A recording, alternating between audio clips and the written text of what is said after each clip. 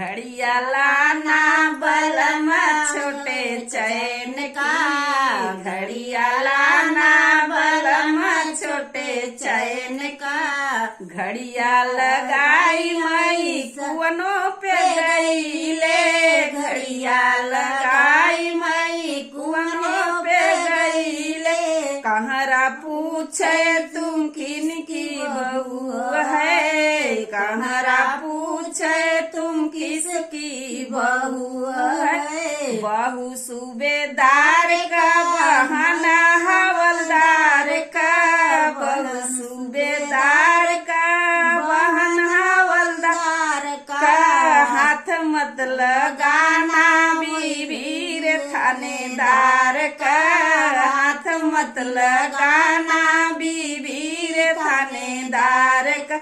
घड़िया लाना बलम छोटे चैन की, घड़िया लाना बलम छोटे चैन की। घड़िया पहिरी मई बगिया में गईले, घड़िया पहिरी मई बगिया में गईले।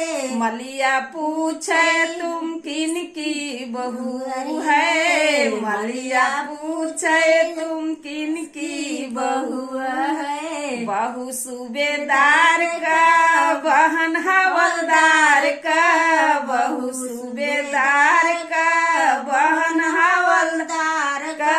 हाथ मत लगाना बीबी रे थानेदार का, हाथ मत लगाना बीबी रे थानेदार का। घड़िया लाना बलम छोटे चैन की, घड़िया लाना बलम छोटे चैन का। घड़िया पहिरी मई बगीचा में गईले, घड़िया पहिरी मई सड़कों पे गईले।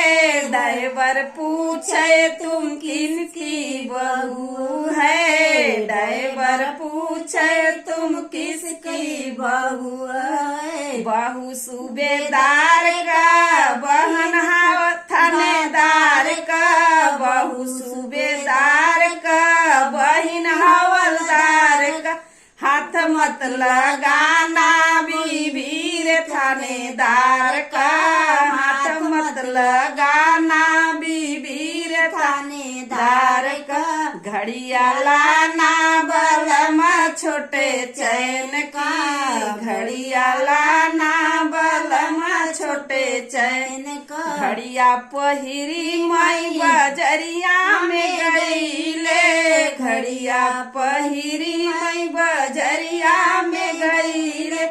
बजजवा ने पूछा तुम किसकी बहू है, बजजवा ने पूछे तुम किसकी बहू है। बहू सूबेदार का बहन हवलदार का, बहू सूबेदार का बहन हवलदार का। हाथ मत लगाना बीबी रे थानेदार का, हाथ मत लगाना बीबी रे थानेदार का।